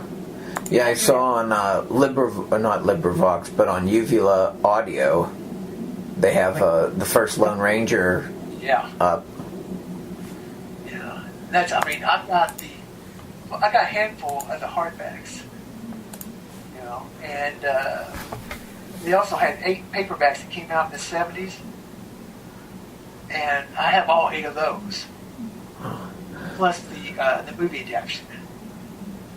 But I'm just looking here at a handful of my pulps that I have on my shelf, and I do have like a long comic, long drawer box, comic box. Yeah. It's packed full of pulps. Oh boy. I need to do, what I like to do is bag them up. I mean, some people are like, oh no, you don't bag them, And I like to put them on the shelf just to look at stuff. Oh yeah, I mean, especially those covers. I mean, I just kind of, you get to see this mind that we, like I said, I just pulled out that, Fantastic Adventures. And, I got quite a few, westerns, Tombstone with Speedy. W.C. Tuttle, I believe. And get quite a few stuff like that. I said, I'm looking here. I've got I got 1, 2, at least right here on my shelf, 3 Masked Rider westerns. Nothing I thought. Then I got some of the Planet stories. I think it's some great stuff. Startling stories. Yeah, I have a couple startling stories that had that have some Philip Jose Farmer works in them. And, like I said, I got a lot of stuff. I mean, and I got like maybe close to 100. And we're not talking anything that's fantastic in condition or anything. They're just readers' copies. Yeah, same here. Like my Weird Tales issue, that's the pride of my collection. It's missing a whole corner of the cover. Yeah, I got a handful of those, and I do have. They did some later issues from. Let's see if I can find out where I put those at. I know I got some. Man, this shelf needs to be organized a little bit better, but I don't know what I did with them. Huh. But I do have, I said, the weird issue, Weird Tales. Mm-hmm. They did some, later on, say 10 years or so ago. Okay. And I think they still did. I don't know if they still did. I think they recently stopped. Well, I think they started back up again. Oh, they maybe online. Yeah, I think. Well, I've just seen some things that they were taking writing submissions on different sites. So I think they have an issue coming out that's devoted to Nikolai Tesla, and then an issue after that that's devoted to ice. It's right here in plain sight, looking right at it, and I couldn't see it. Oh. Yeah, I got 2 Weird Tales. Okay. And from 1989 to once summer 1988. It has a special Kenneth Lee issue. Beautiful cover. Very much looks like something you see from the older, pulp covers. Then I have the winter 1989-1990, and you got some, look like a devil, and then you got this girl kind of dressed up like a swimsuit, almost like, with a trident in her hand. Oh, okay. Huh. And I mean, it's very pulp style. Yeah. You tear it apart. It's about the size of a pulp issue, and it's it just looks like a pulp issue. I remember I picked them up a while back, and I still haven't got a chance to read them yet. But it's just one of those things. I mean, I've got so much stuff that I have not read. Yeah, same. I'm one of those people who's like, okay, I got to get this here, and I have books that I bought brand new off the shelf that is still sitting on my shelf to be read. And I remember the Mars Attacks movie. Oh yeah. My wife knows how much I love to read movie adaptation books. If I like the movie, and I still haven't read the book yet. And she bought it for me like years ago, at least over 10 years or so ago. And it's like I keep on saying I need to read that, but I haven't. When I was up in Kansas City, I would buying books right and left. So we had a couple of used bookstores that was easy. Oh yeah. I still have books to read that I bought at my first Pulp Fest, and that was in 2011. Oh, geez. I wish I could go to the Pulp Fest myself, but the thing is that it's far enough away, and like I said, right now I'm going to school, and no extra money whatsoever to do anything with. So I can't, go out there and do what I want to. Yeah. I was looking at some different stuff. Every once in a while I'll get some book that offline, and I could print it out and I'd put it in a little notebook to and those little protector sheets. Yeah. At one time I just punched holes and put it in the notebook, but that tears it up too easy. And I got one here. It's in my hand, and I keep on saying I'm going to read it. And this is from the 1960s, Batman versus the Fearsome Foursome.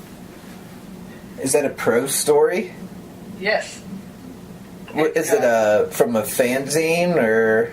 It was a paperback, I think. Oh, okay. Somebody scanned it and put it out there. But I'm hoping it's complete. Was it? 76 pages, full paper. So, I mean, but, like I said, it's one of those that I plan on reading sometime. Yeah. And I got my youngest grandson, he's like 9 years old. I got him hooked on the Batman TV series. Oh, cool. He loves watching that, and I got him. He's really a huge fan of the Bone comics, and that's something he can read over and over and over.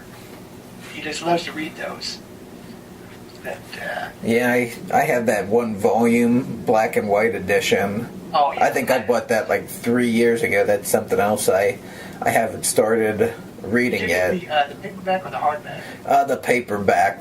By the time I kind of got on board for the hardback, I think it was already too late. Yeah, I wanted to get the hardback, but it was up to $300 before I had a chance to go look at it.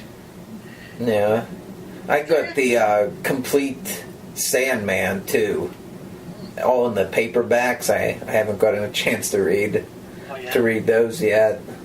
One thing I do want to read, I actually just put together a collection of the first series, is Ron Fortier's Green Hornet from Now. Yeah. I was missing the second issue for the longest time, and I finally found it. Did you ever get the hardback that reprints the first 12? No, I just got the single issues.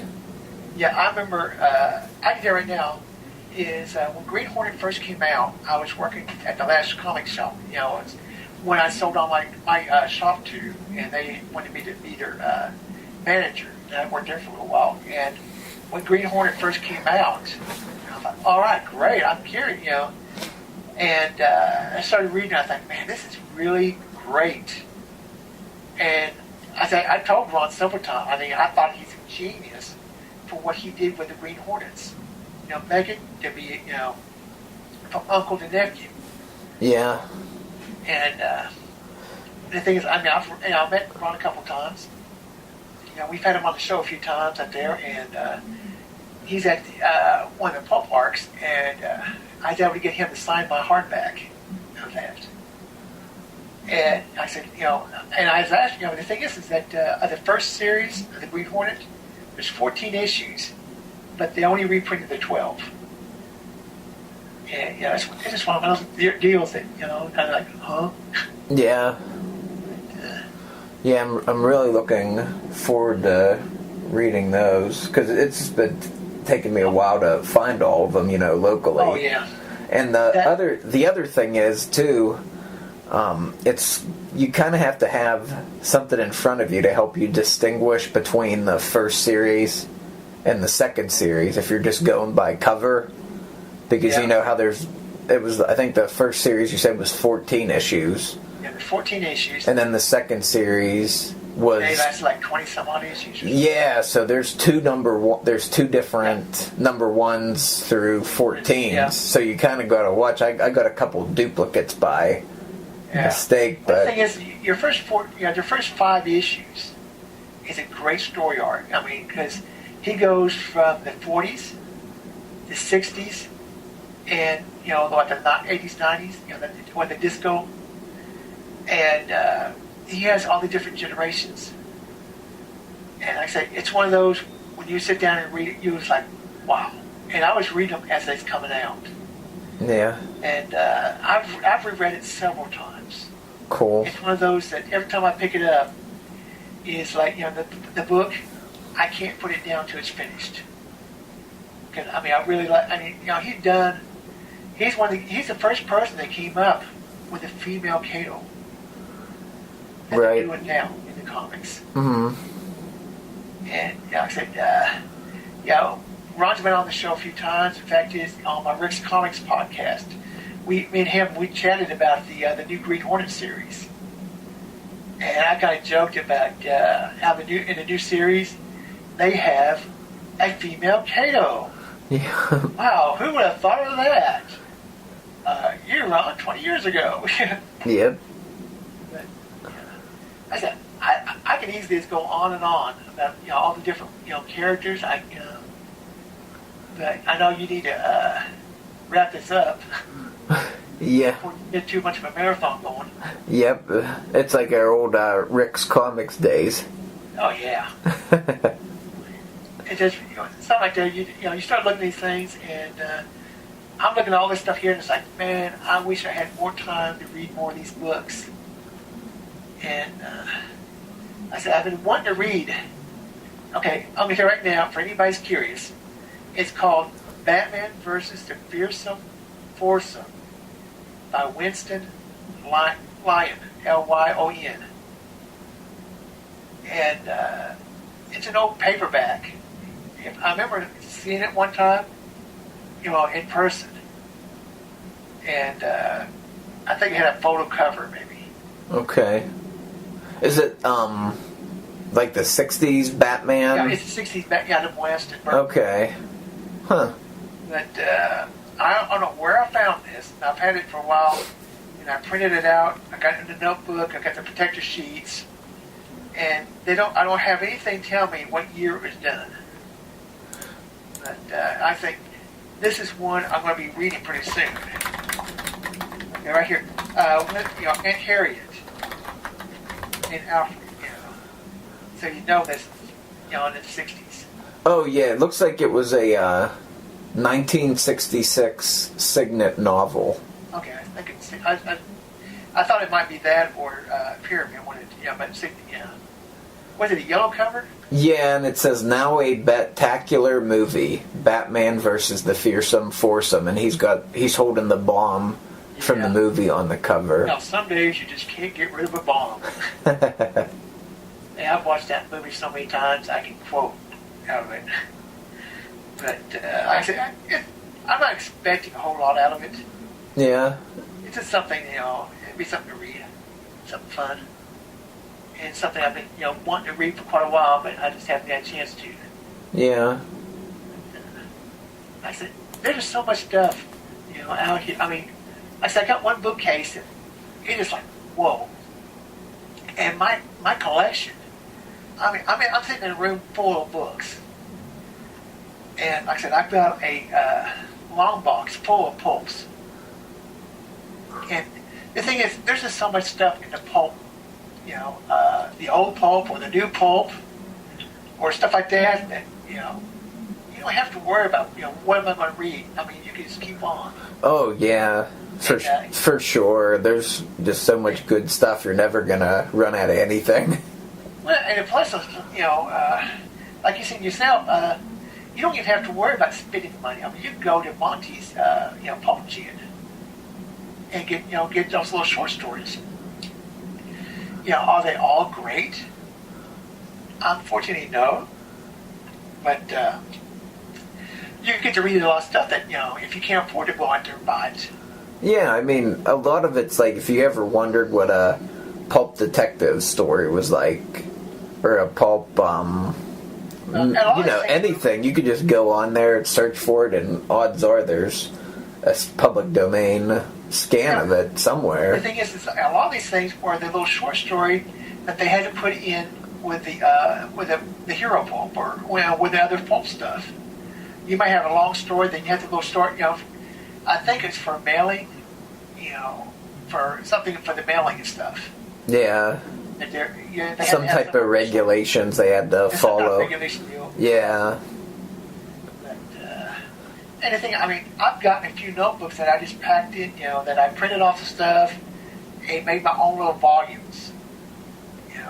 Thomas Thursday, he's done a lot of humorous stuff. I've not read any of this stuff, but I've got like a huge 3-inch, thick notebook packed full of short stories of his stuff.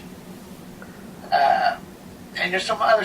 There's so much stuff out there that I say, if you're going to say, I read all the Doc Savage, or I read all the Shadow, or I read all the stuff here. There's nothing left to read. No, there is a ton. Oh, there's more than I think anybody could probably read in their lifetime. It's like you might get it read, but you could go through there and I think even Tom Johnson hadn't read everything. Oh well, and plus with the new Pulp stuff's getting published all the time now too. So there's just so much stuff out there. Yeah, like I said, all the different people. Van Plexico, Joel Jenkins. Joel can write in every single genre there is. I'm waiting for him to come out with a romance novel just for the fun of it. And he could do it. Here's another. Throwing out another name, Kygor.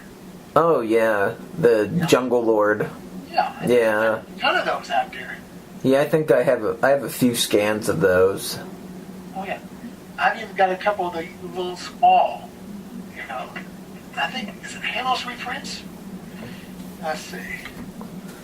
Well, it's a reprinting the Jungle stories. Yeah. And I tell you right now, we're talking tiny print. Let's see, compared to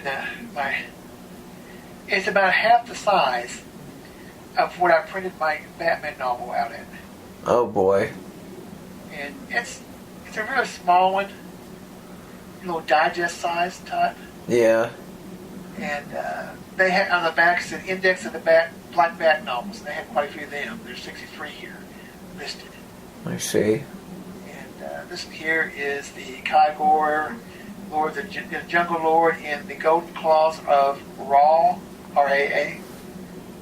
They just have the the Golden Claws are John Peter Drummond, and what it does, it pretty much gives you a pulp reprint, but they don't give you they do have a couple other stories in here too.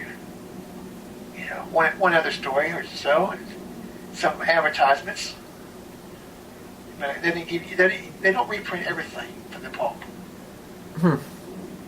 But it's just kind of a miniaturized version of the pulp issue. Oh, cool. You have the cover, and you have the table of contents in there. And this here is the fall issue, 1948. Yeah, 20 cents an issue. Yeah. Oh, yeah. I'll have some. More than that in this one. Yeah. Yeah. But yeah, that would be really cool if there were still magazines like this where you could just go to your newsstand and pick them up.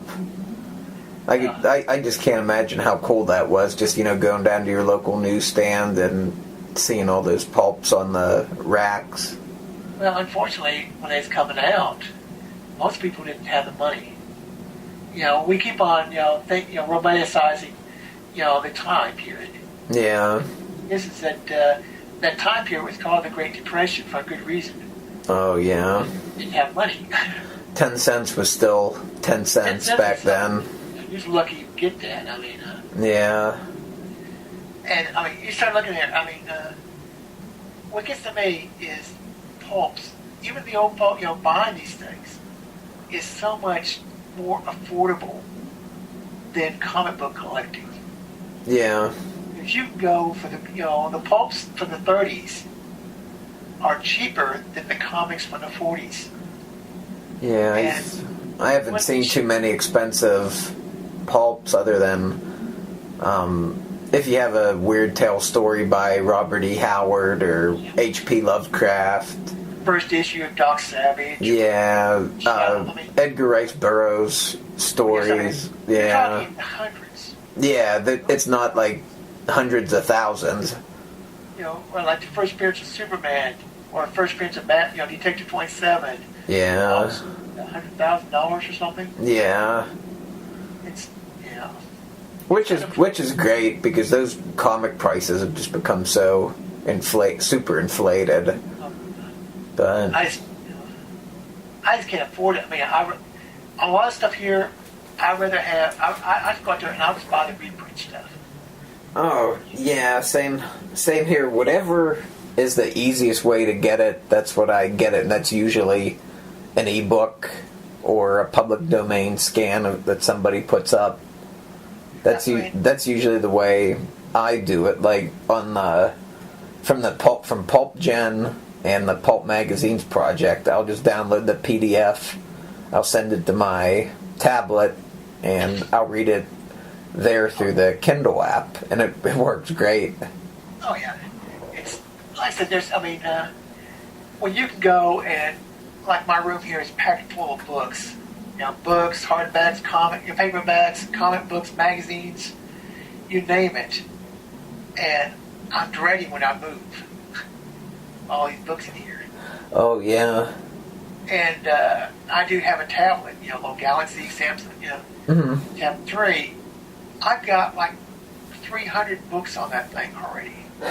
And I keep on going, it's like, and we're not talking once, I wouldn't spend this money, it's one of those like, free until 2 days from now, or it's free only today. And yeah, I'll take a chance, even though I haven't got a chance to read it yet. Oh, sure. But it's a thing it's going to be that when you become my age, printed books will be pretty much a thing of the past. Yeah, it's for me. I'm just already starting to prefer the ebook, just for that reason, to save space. Because I do. It would be cool to physically own like all the Edgar Rice Burroughs books and that type of thing, but I could download them on my tablet and read them anytime I want, and they're not going to take up a whole shelf. Yeah, I do have, like I said, on the Tarzans, the complete of the black cover, and the Morris and the Neil Adams covers. Yeah. I do have that complete because, that's something I enjoy. Mm-hmm. But I also like to read it, on my tablet. Burroughs, yes, I would love to get everything there is in Burroughs with the covers I like. Mm-hmm. That would be, that's what I like. But, some of the other stuff I can do without. The actual print copies. The newer stuff, the things that don't have as much personal meaning to me. Mm-hmm. So I can, have the spec, like I'm getting ready to do a show in March to sell a bunch of books. And that way, as I told my wife, I said, I'll sell a bunch of books. That way I can get some, the things I really want to get. Clear up a little bit of space. Yeah. Things I've read and probably would never reread. They don't have as much, personal meaning to me. Right. Well, I guess we need to start wrapping this up, or else they're going to think that we're going to go on forever. Yeah. Yep. Well, thanks a lot for coming on, Ric. I appreciate it. Sure. I appreciate being on the other end now. So it's kind of fun. Oh, yep. And I'm sure if you're a Pulp Crazy listener, you listen to the Book Cave already. But in case you're not, definitely check out Ric and Art's podcast, The Book Cave. They do a lot of great episodes on pulp and new pulp. If you like Pulp Crazy, you'll really like their show, I think. And I'll put a link to their show in the show notes. I'll start closing up here. Pulp Crazy is located at pulpcrazy.com. I'm at Pulp Crazy on Twitter. And facebook.com/pulpcrazy. You can also email me at pulpcrazy@gmail.com. This is Jason Aiken. And Ric Croxton. And thanks for listening, everybody.